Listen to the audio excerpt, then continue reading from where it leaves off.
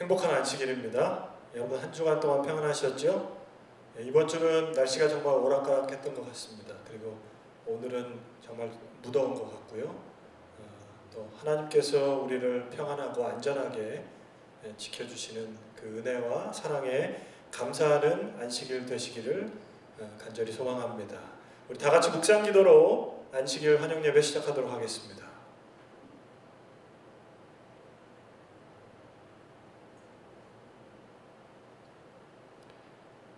우리 첫찬미 472장 우물가로 나왔던 여인같이 우리 함께 찬양하도록 하겠습니다.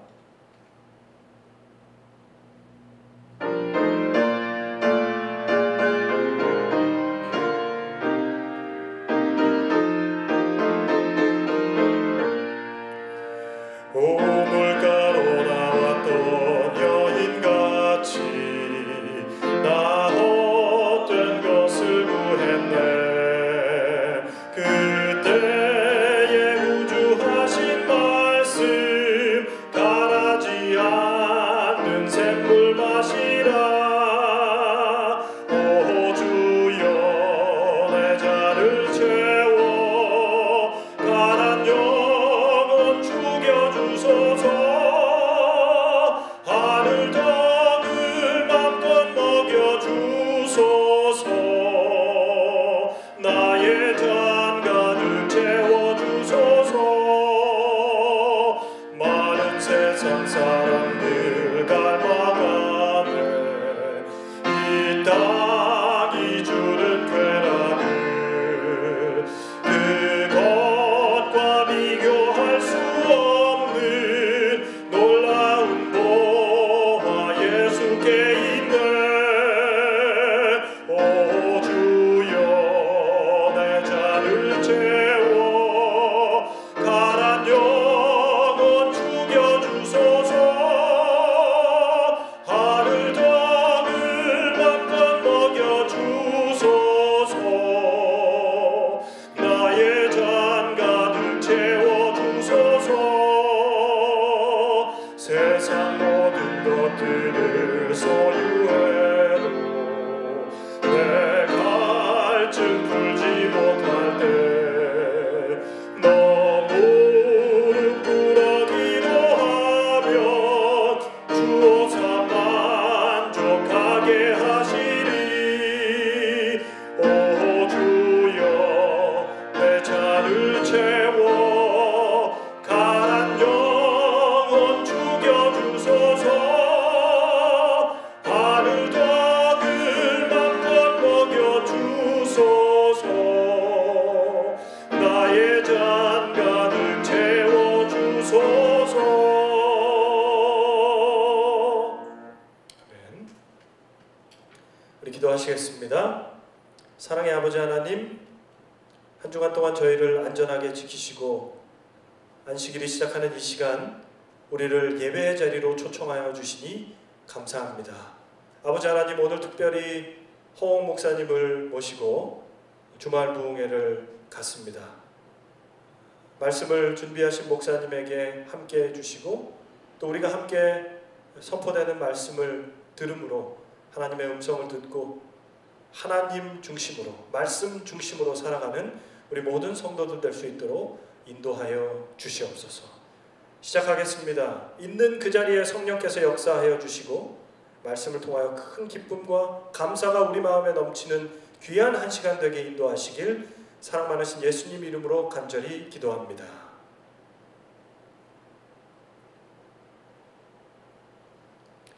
네, 오늘 교회에서 미리 광고를 한 대로 영상으로 주말 부흥회를 하는 시간입니다. 오늘 저녁과 내일 안식일 설교를 또 우리 성도들과 함께 나누실 목사님을 좀 소개하는 시간을 갖도록 하겠습니다.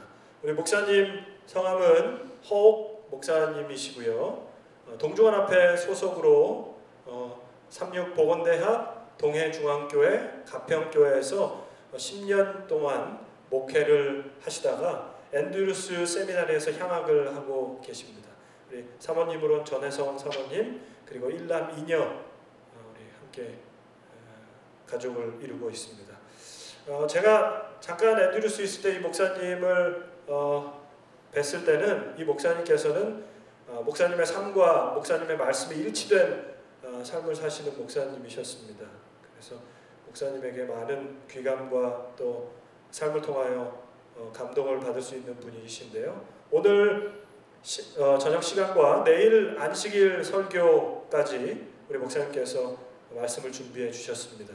선포되는 말씀 통하여 우리 함께 은혜 받으시기를 기도하겠습니다. 오늘 제목은 벳세메스 소 2마리라는 제목으로 목사님께서 말씀을 준비하셨습니다.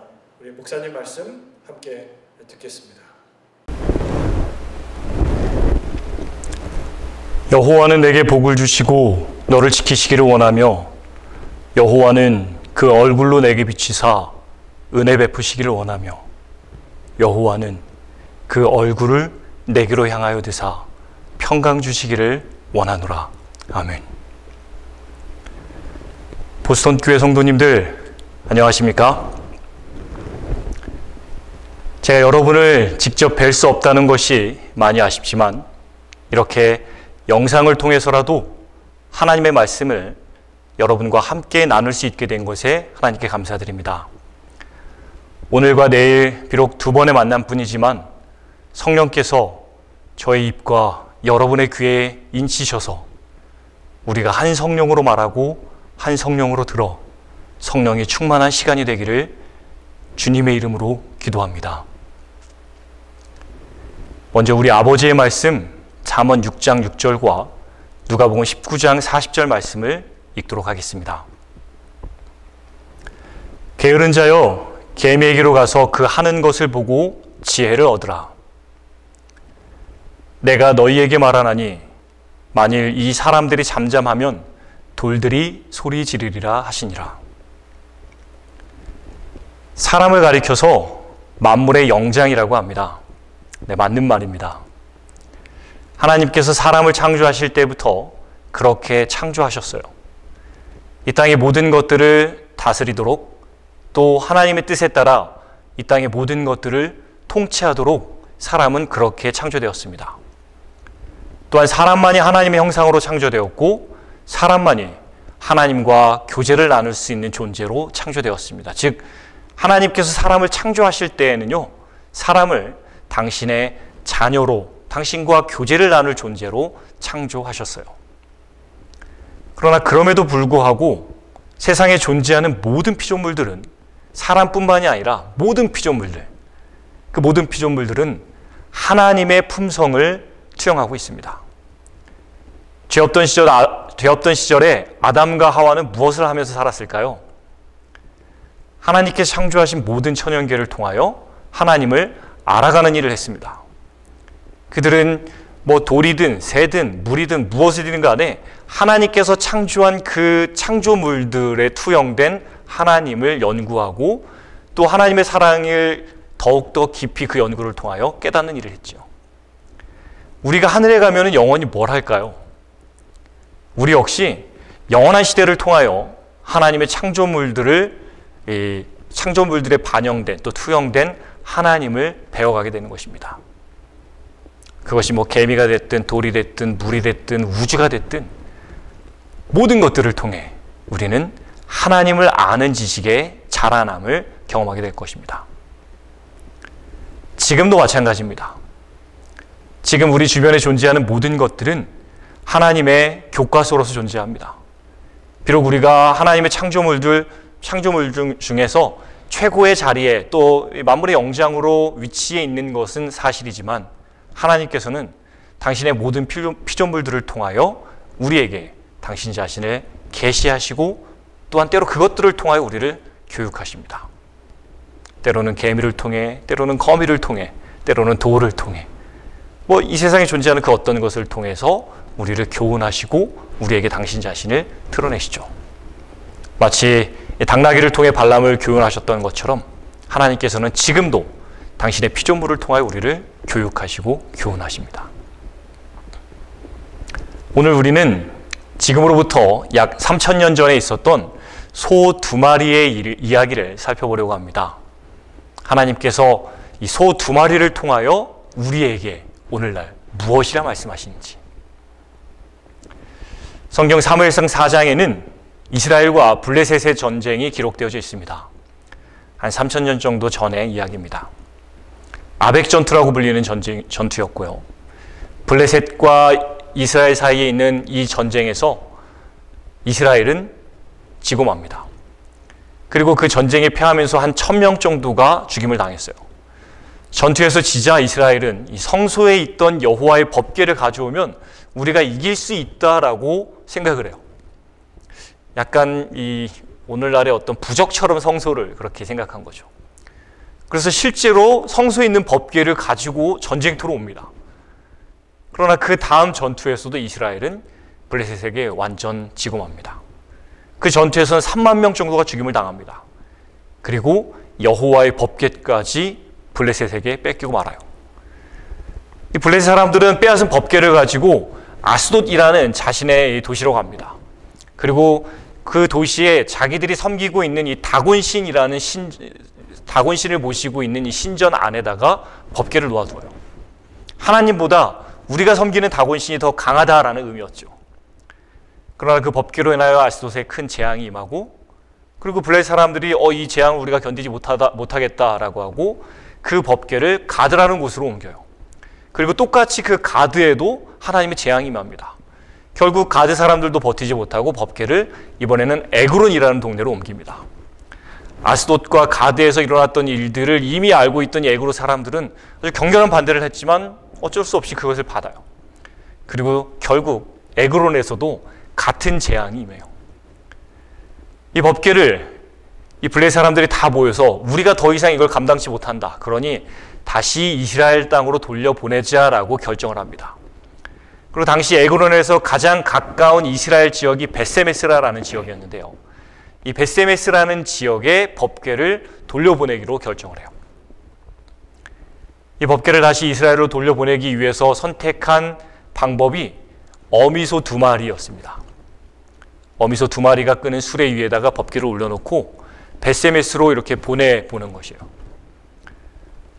어미소가 새끼 송아지를 버리고 벳세메스로 바로 가느냐, 그렇지 않느냐에 따라 재앙이 하나님께로부터 왔느냐 아니면 우연이었냐라는 것을 결정하겠다라는 것이었어요. 이것은 상당히 좀 리즈너블한 결정이죠. 왜냐하면 그 어미소 2마리를 누가 몰거나 끄는 것도 아니라요. 그냥 어미소 2마리에다가 수레를 올려놓고 그 위에다가 법궤를 놔두고 풀어놓는 겁니다. 이들이 무슨 벳세메스라는 이 소들이 벳세메스가 어딘지를 어떻게 알겠어요? 그러나 그냥 풀어놓는 것이에요. 그리고 이 소들이 벳세메스로 가면 이건 하나님께서 하신 일이다 라는 것이죠.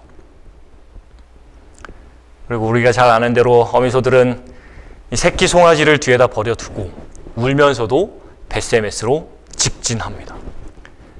그리고 그 소들은 벳세메스에 도착하였을 때에 그 벳세메스 사람들에 의하여서 하나님께 드리는 제사의 제물이 되었습니다. 오늘 하나님께서 이 벳세메스로 향하던 이 어미소 2마리를 통하여 우리에게 중요한 교훈을 주고 계십니다. 하나님의 복음을 가진 자들이, 하나님을 믿는 자들이, 하나님의 사업을 하는 자들이 이 땅에서 어떠한 삶을 살아야 하는지를 우리에게 가르쳐주고 계신 것이죠. 사무엘상 6장의 이 2마리의 암소가 우리에게 가르치고 있는 교훈 중 첫 번째는 울더라도 가야 한다라는 것입니다. 울더라도 가야 한다. 짐승 중에 이 소의 이 모정은 대단히 유명합니다. 2001년에 우리 대한민국의 구지역이 돌았을 때에 수많은 소들이 살처분됐습니다. 방역요원들이 나와가지고 목장을 돌면서 살처분 대상 소들에게 안락사 주사를 놓아줬어요. 그냥 생매장을 할 수는 없으니까. 그리고 이 요원들이 한 소에게 안락사 주사를 이렇게 딱 놓았는데, 그때 이 어린 송아지 한 마리가 자신들이 방금 안락사 주사를 놓은 이 소에게 다가왔어요. 어미소였던 것이에요. 그리고 송아지가 딱 이미 안락사 주사를 놓았는데 그 송아지가 와서 그 어미 젖을 달라고 보채기 시작했어요. 일반적으로 이 안락사 주사를 맞으면요 10초에서 1분 내에 죽는다라고 해요. 굉장히 독한 주사죠. 주사를 맞는 순간부터 죽어가기 시작하는 것이에요. 10초면은 뭐 순식간에 죽는 것이에요. 그런데 이 주사를 맞은 어미소가 젖달라는 송아지에게 태연하게 젖을 물렸어요. 이 새끼 송아지는 아무것도 모른 채 어미의 젖을 먹기 시작했습니다. 1분이 지났을 때에 새끼에게 젖을 먹이고 있는 어미소의 다리가 이렇게 떨리기 시작했어요. 하지만 쓰러지지는 않고 버텼어요. 그리고 2분, 3분 동안 이 새끼에게 젖을 먹였어요. 그리고는 송아지가 젖을 다 먹은 후에 입을 떼자마자 이 어미소는 쓰러졌어요. 보통 10초에서 1분 이내에 죽어야 정상인데 자식에게 마지막 젖을 물리기 위해서 3분을 버틴 이 어미소의 모정이었던 것이죠. 또 2년 전 인도에서도 찍힌 이 영상이 큰 화제가 됐었던 적이 있습니다. 1분도 안 되는 짧은 영상인데요. 잠깐 보도록 하겠습니다.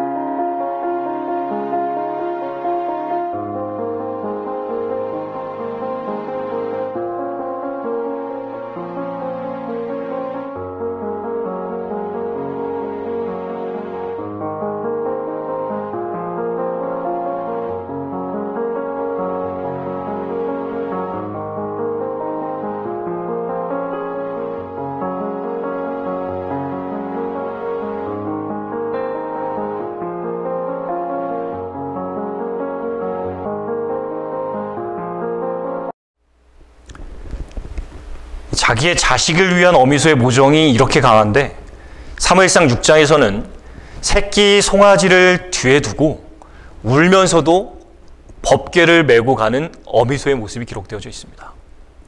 자식을 두고 가는 슬픔에 울부짖어요, 이 소가. 그런데도 자기가 메고 있는 이 법궤가 가야 하는 곳으로 가는 것입니다. 이 벳세메스로 향하는 소의 모습과 관련해서 예수님께서 직접 하신 말씀이 마태복음 10장 37절의 말씀입니다.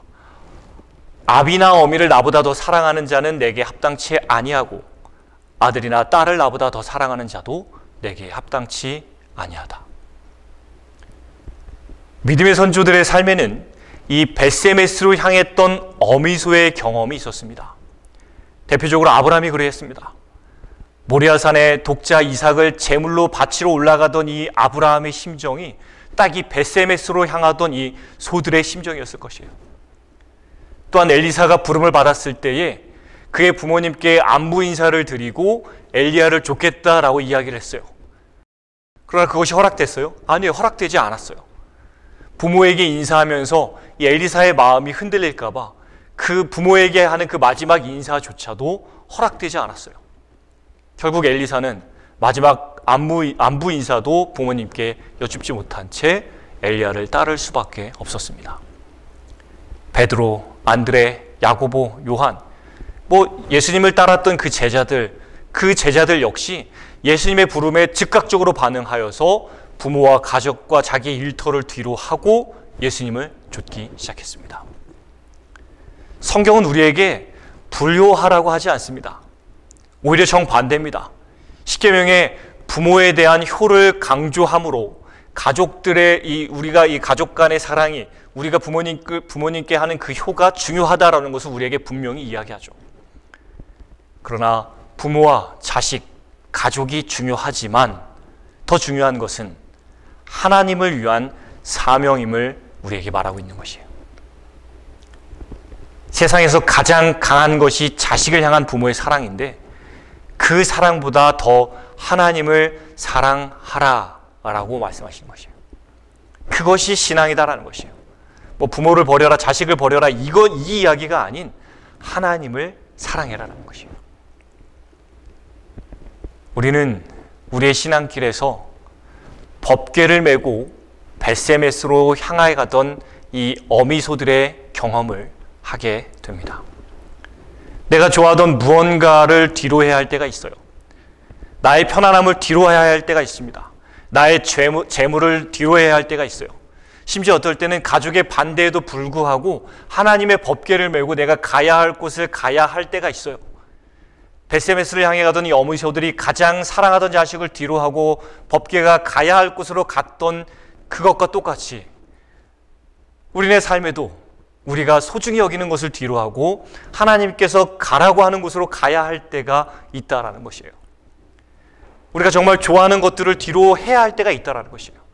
울면서도, 정말 통곡하면서도, 슬프더라도 우리가 짊어진 법궤는 벳세메스로 가야 하는 것이에요. 울더라도 가야 할 곳이 있는 것, 이것이 신앙입니다. 이 신앙의 길을 우리가 묵묵히 어떤 모습으로 묵묵히 가야 함을 하나님께서는 3000년 전에 이 두 암소를 통하여 우리에게 보여주고 계신 것이에요. 두 번째 교훈은 둘이 함께 가는 길이다라는 것입니다. 법궤가 무거워서 두 마리의 소를 선택했을까요? 단순히 수레에 법궤를 올려놓고 끄는 것이라면요, 소 한 마리만으로도 충분했을 것입니다. 그러나 성경은 법궤를 메고 가던 소가 두 마리였다라고 말해요. 두 마리의 소가 연합하여 둘 다 자식을 뒤로 하고 가야 할 길을 가는지를 보고자 하는 것이죠. 한 법궤를 두 마리의 소가 메고 갑니다. 둘 다 자식을, 그리고 가장 소중한 것을 뒤로 하고 가는 발걸음이었습니다. 둘 다 울면서 걸어가는 길이었습니다. 같은 슬픔을 가진 두 소가 함께 울며 한 법궤를 메고 벳세메스를 향해 가고 있습니다. 한국에 2014년 4월 16일에 세월호 참사가 발생하였었습니다. 수많은 사람들이 자기 사랑하는 사람을 잃어버렸어요. 특히 자식을 잃었을 때의 슬픔은 그 어떤 말로도 위로가 될 수 없습니다. 그들을 위로하기 위해서 수많은 사람들이 이 사고가 났던 그 팽목항으로 찾아갔어요. 심지어 대통령도 찾아갔었죠. 그러나 그 누구도 자식을 잃은, 사랑하는 사람들을 잃은 그 슬픔에 빠진 사람들을 위로하지 못했어요. 해경도, 기자도, 정치인도, 심지어 대통령까지도 그들의 위로가 되지 못했어요.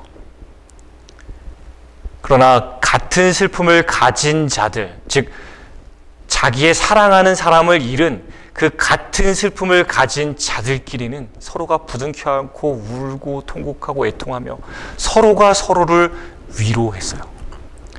그 누구도 위로가 되지 못하였지만 같은 입장에 있는 자들은 서로가 서로의 위로가 되고 격려가 되더라라는 것이에요. 우리가 지금은 이 코로나라는 이 특별 상황으로 인해 교회를 가지 않고 집에서 예배드리는 상황이긴 합니다만, 평상시에 교회 갈 수 있는 상황에서 말이죠, 만약 우리가 교회를 가지 않고 집에서 혼자 예배드리면 그건 잘못된 예배일까요? 그렇게 혼자 집에서 예배드리면 구원 못 받을까요? 교회에 가는 것이 구원의 조건일까요? 아닙니다. 집에서 혼자 예배드려도 됩니다. 혼자 바닷가에 나가서 거기서 성경 읽고 거기서 기도하셔도 돼요. 그래도 괜찮습니다. 사실 저도 가끔은 안식일 오후 같은 때는 혼자 어디 좀 소나무나 바닷가 같은 데 가서 말씀 보고 묵상하고 싶을 때가 있어요. 하나님께서는 혼자 드리는 예배라고 안 받고 같이 드리는 예배라고 받고 그러시지 않습니다. 우리가 드리는 예배는 교회에 와서 드리는 예배든 혼자 드리는 예배든 같아요. 그러나 분명한 것은 하나님께서 이 교회를 조직하셨다라는 것이에요. 혼자 예배드려도 되지만 그것이 최선은 아니다라는 것이죠. 만약 혼자 예배드리는 것이 하늘 가기에 더 좋다면 하나님께서는 교회를 조직하지 않으셨을 겁니다. 만약 혼자 예배드리는 것이 우리의 신앙에, 우리의 믿음을 더 강하게 하고 우리의 신앙에 더 좋다면 하나님께서는 교회를 조직하지 않으셨을 거예요. 그러나 우리가 하늘까지 가는 데에 가장 좋은 방법이 교회이기 때문에 함께 모이고 함께 예배드리는 것이 가장 좋은 길이기 때문에 하나님께서는 교회를 조직하셨죠. 보석교회가 존재하는 목적이 뭐라고요? 가장 기본적으로 하나님께서 교회를 조직하신 그 이유는 혼자 있는 것보다 같이 있는 것이 우리의 신앙에 더 낫다라는 것이, 낫기 때문에 그렇다라는 것이에요. 우리는 같은 입장을 가진 사람들입니다. 한 아버지를 두었고요. 같은 말씀을 듣고 같은 소망을 가집니다. 또 같은 안식일을 지키고 같은 찬미를 불러요. 화요일, 금요일, 토요일 같은 시간을 공유하며 같은 식습관을 우리가 가졌어요. 즉 우리는 한 법궤를 메고 같은 아픔을 가지고 같은 소망의 목적지를 향해 함께 울며 걷던 그 소들과 같습니다. 서로가 서로를 위로하며 함께 울며 같은 길을 걷던 그 소들처럼 이 교회가 그와 같습니다. 세상 누구도 우리를 이해하지 못합니다. 도대체 왜 좋은 직장을 두고 안식을 지킨답시고 그렇게 어떻게 어렵게 사는지 그 누구도 우리를 어떻게 이해하겠어요? 도대체 왜 먹을 건 그렇게나 가리는지, 왜 그렇게 어렵게 번 돈을 교회에다 갖다 바치는지, 왜 그렇게 밤샘 근무를 하고도 집에 가서 쉬지도 않고 교회 가서 예배드리고 있는지, 왜 자기 시간 쪼개가지고 교회를 위해서 그렇게 봉사하는지 그 누구도 우리를 이해하지 못합니다. 오로지 같은 소망을 가진 사람만이 이것을 이해할 수 있어요. 오로지 같은 아버지를 둔 사람만이, 같은 법궤를 지고 가는 사람만이 이것을 이해해 줄 수 있는 것이에요. 교회가 존재하는 이유가 바로 이것입니다. 우리가 교회에 와야 하는 이유가 바로 이것이에요. 우리 모두는 벳세메스를 향해 가던 바로 그 소입니다. 그리고 우리 옆에는 나와 같은 아픔과 나와 같은 목적지를 가진 김 집사님이, 김 장로님이, 김 성도님이 같이 가고 있는 것이에요. 세상 누구도 여러분을 이해하지 못해요. 오직 같은 소망을 가지고 여러분과 함께 가고 있는 그 사람만이 여러분을 이해하고 격려할 수 있는 것이에요. 그 어디서도 찾을 수 없던 위로와 격려를 이 교회에서는 찾을 수 있는 것이에요. 그래서 하나님께서는 우리에게 교회를 조직하셨고 교회로 우리를 초청하시는 것이에요. 그러니 여러분, 교회에 오시기 바랍니다. 보스턴도 지금 코로나로 인해서 클로즈된 상황이라 이렇게 집에서 예배를 드리고 있지만 머지않아 교회가 열리게 될 때 교회로 오세요. 여러분이 누군가에게 위로가 되고 격려가 되며 또 누군가가 여러분에게 위로가 되고 격려가 되는 곳이 바로 그 교회임을 잊지 않게 되길 바랍니다. 홀로 드리는 예배도 좋지만 함께 드리는 예배가 더 좋아요. 그리하여 이 보스턴 교회가 서로가 서로를 위로하며 격려하고 또 같이 울어주고 같이 웃어지는 이 한 법궤를 메고 함께 걸어가는, 그래서 마침내 모두가 다 함께 그 소망의 땅으로 함께 다 같이 들어가는 성도들의 교회가 되기를 간절히 바랍니다.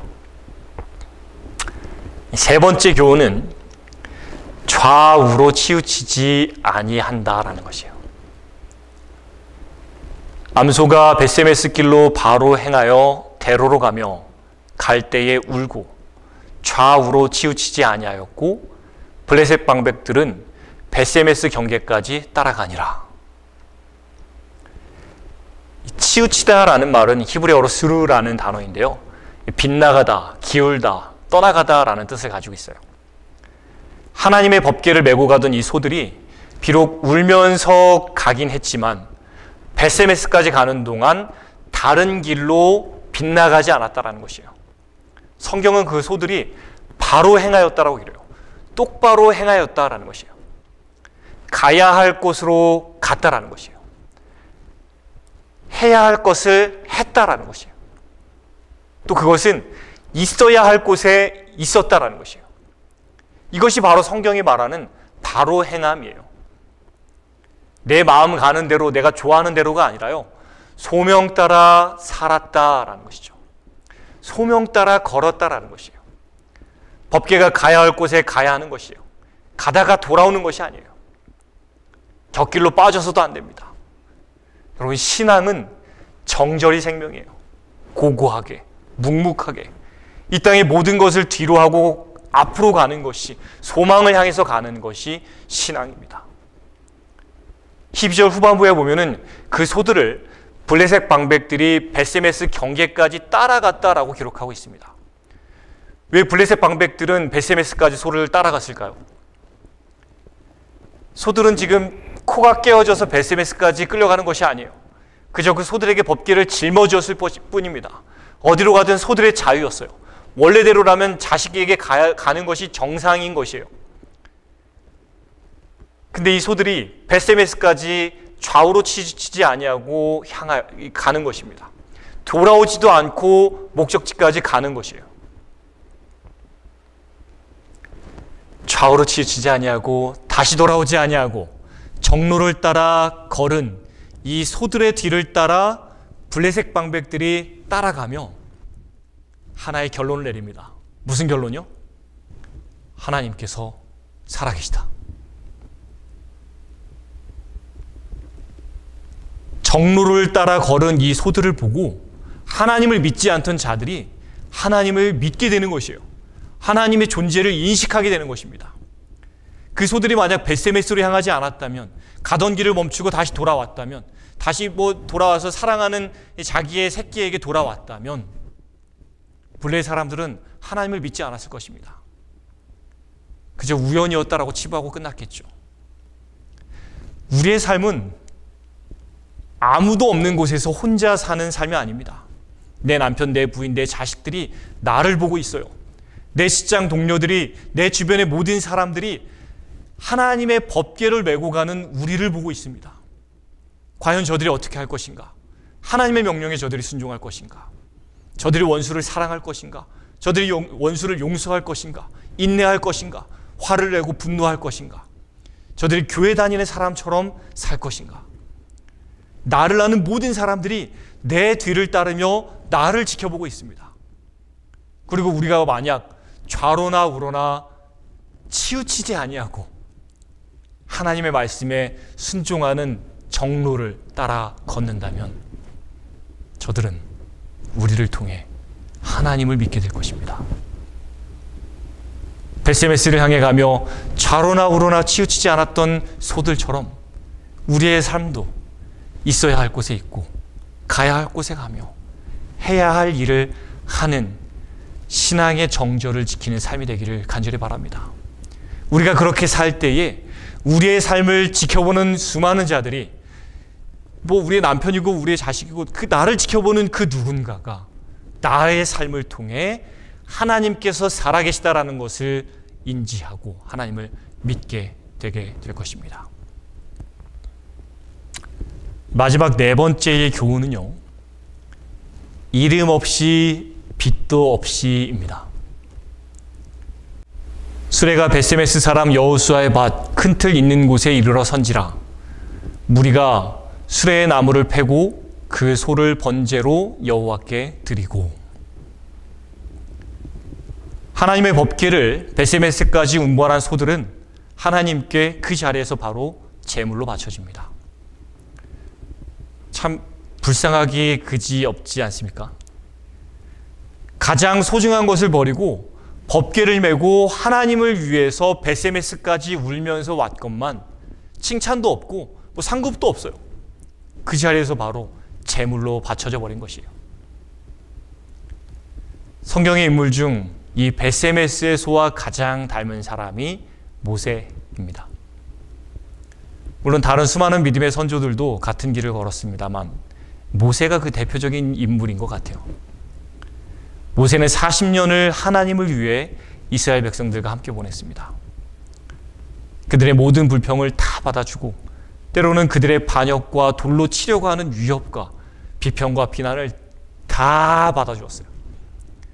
원래 그는 그저 왕궁에서 편하게 그의 생애를 보낼 수 있었습니다. 부와 권력이 그에게는 보장되어져 있었어요. 하지만 그는 바로의 공주의 아들이라 칭함을 거절하고 그리스도를 위하여 받는 능력을 선택하였어요.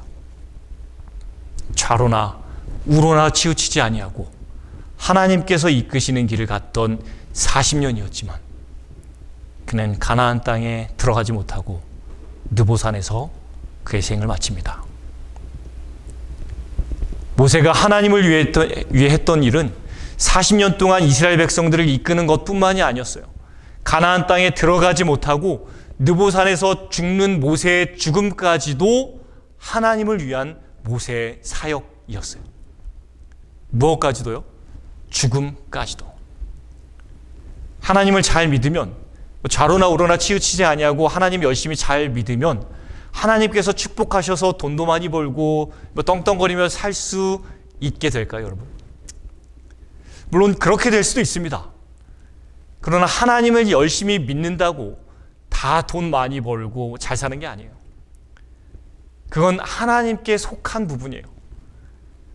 우리가 하나님께 이것을 줬으니 하나님 우리한테 이걸 주십시오, 이런 기브 앤 테이크의 관계가 아니에요. 신앙이 그런 것이 아니에요. 우리가 할 일은 하나님의 법궤를 메고 벳세메스까지 가는 것, 거기서 끝나는 게 아니에요.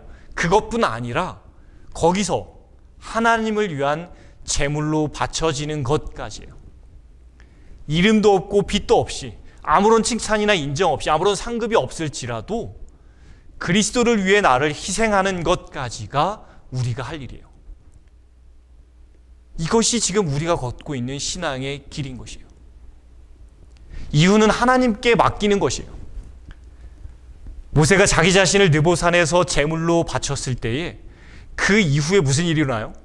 유다서에 보면은 하나님께서 모세를 위해서 일하시는 장면이 나와요. 유다서 9절에 보면은 예수 그리스도께서 당신을 위해 제물로 바쳐진 그 모세를 구원하기 위해서 사단과 싸우시는 모습이 기록되어져 있습니다. 예수님이 이기시고 모세는 부활했습니다. 그리고 지금 하늘에 있죠. 모세가 벳세메스로 가는 소가 되어서 법궤를 메고 40년을 광야길을 걷다가 결국 가나안 땅을 밟지 못하고 느보산에서 하나님을 위한 제물로 자기 자신을 바치는 것, 여기까지가 모세의 할 일이었어요. 그리고 하나님이 하시는 일이 뭐예요? 그렇게 자기 자신을 당신 자신에게 드린 이 모세를, 그 신앙의 선조를 하나님께서 사단과 싸워서 다시 이렇게 세우시는 일이 하나님의 일이었죠. 다시 하늘로 데려가는 일. 여러분들께서 지금 보시는 이 로고는 1814년 침례교회의 로고였습니다. 저는 이 로고가 아주 굉장히 제 마음에 들어서 제 카톡 프로필 사진으로 사용하고 있습니다. 이 로고 안에 그림이 뭔지 혹시 잘 보이시나요? 소가 한 마리 서 있고 그 옆에는 쟁기가 놓여 있고 그 뒤로는 번제단이 있습니다. 그리고 그 위에 영어로는 Ready for either 이라고 써 있어요. 어느 쪽이든 상관없다는 것이에요. 하나님께서 쟁기를 메고 가라라고 하시면 쟁기를 메고 일을 하는 것이요. 하나님께서 나를 번제단에 너 자신을 바쳐라라고 하시면 순교하겠다라는 것이에요. 법궤를 메고 벳세메스로 가라면 갈 것이요. 이름도 없이 빚도 없이 제물로 바쳐라라고 하시면 나 자신을 그렇게 하나님께 바치겠다라는 것이요. 아무런 상급이, 아무런 칭찬이 없을지라도 그렇게 하겠다라는 것이요. 무엇을 하든지 나는 준비되었습니다라는 것이죠. 사랑하는 보스턴교회 성도 여러분, 신앙은 소명 따라 걷는 것입니다. 하나님의 법궤를 걸머쥐고 우리가 세상에서 가장 사랑하는 것까지로도 뒤로 하고 소명 따라 걷는 것이 신앙이에요. 비록 그 길이 울며 걷는 길일지라도, 그 길의 끝에서 나 자신을 하나님께 제물로 바쳐야 하는 희생의 길일지라도 우리는 벳세메스로 가야 하는 것입니다. 하나님께서는 결코 우리를 잊지 않으실 것이에요. 우리가 가야 할 길을 가기만 한다면 모세를 위해 사단과 싸우셨던 하나님께서는 우리를 위해서도 같은 싸움을 싸우실 것이며 결국 우리는 모세와 함께 하늘에서 살게 될 것입니다. 그날을 바라보며 지금 우리에게 지어진 하나님의 법궤를 짊어지고 비록 그 길이 힘들고 어려워 슬프고 우는 시간들이 있을지라도 그 길을 끝까지 가게 되기를 바랍니다. 여러분의 옆에 서 계신 분들은 하나님께서 여러분을 위해 준비해 두신 위로자요, 격려자예요. 또한 여러분 자신이 여러분 옆에 있는 분을 위해 준비된 위로자요, 격려자입니다. 같은 법궤를 메고 있는 우리 모두가 서로가 서로에게 위로와 격려가 되어 이 길을 걷게 되기를 바랍니다. 또한 함께 좌로나 우로나 치우치지 않고 정로를 따라 걷게 되기를 바랍니다. 또한 그 길의 끝이 우리에게 어떤 칭찬과 아무런 보상이 없을지라도, 오히려 우리의 희생을 요구하는 그러한 길일지라도, 아무런 우리가 이름도 없고 빛도 없이 그냥 쓰러질지라도 하나님께서 그것을 원하신다면 우리의 삶을 하나님 앞에 산 제사로 바치게 되기를 바랍니다. 그리하여 우리가 걷는 이 길의 끝에 우리에게 약속된 하나님의 구원을 우리가 믿는 믿음으로, 또 그 소망으로 여러분 모두가 함께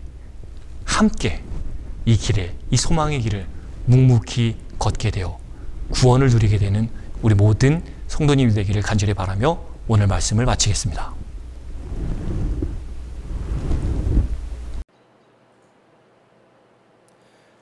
네, 은혜로운 말씀 감사합니다. 이제 우리 함께 반주에 맞춰서 개인 또는 가족별 기도를 하는 시간을 갖도록 하겠습니다.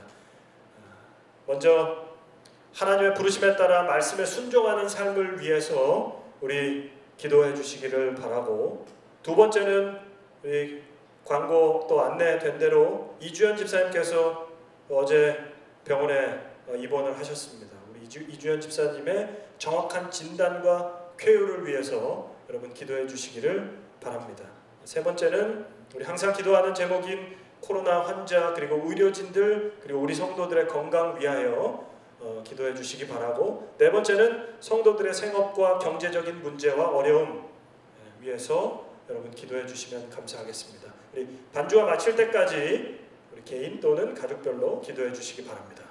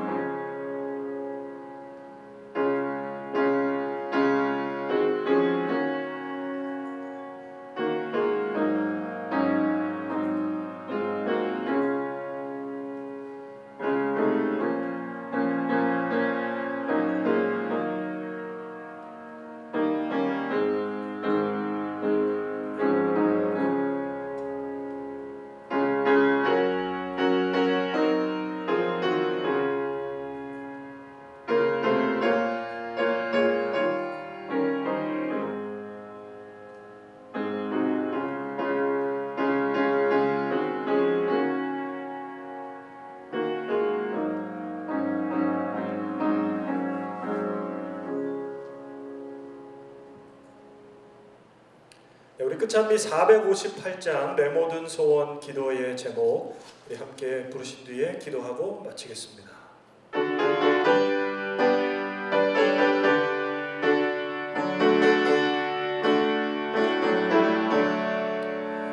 내 모든 소원 기도의 제목 구주와 같이 되미로다. 예수의 형상 힘입기 위해 세상에 보아기 전에 예수님 같이 되기 원하네. 날 구속하신 주와 같이 내 마음속에 충만이오사 주님의 형상 인치소서.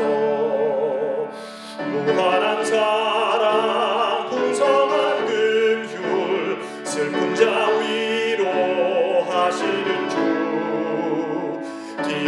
죄인 부르는 예수 그 영상 담게 하옵소서. 예수님같이 되기 원하네. 날 구속하신 주와 같이 내 마음속에 충만히 오사 주님의 형상 인치소서. 거룩한 예수 겸손한 우주 원수의 멸시 잡으시사 우리를 위해 고난당하신 구주를 담게 하옵소서. 예수님같이 되기 원하네.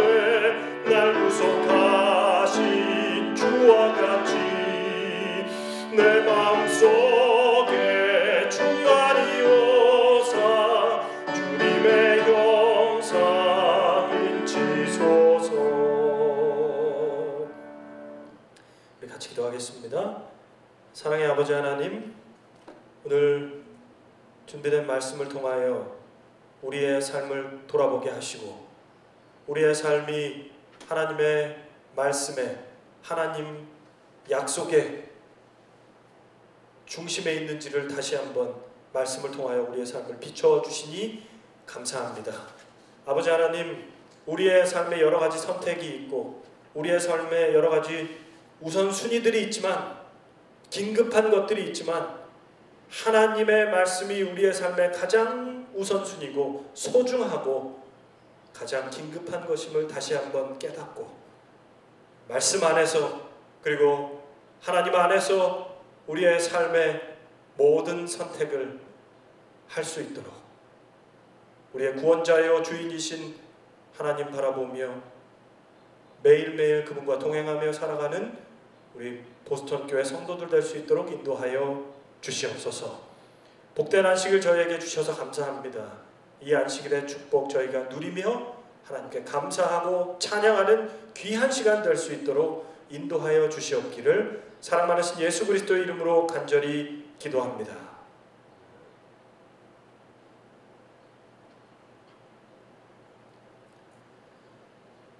감사합니다. 우리 예배 안내 드리도록 하겠습니다.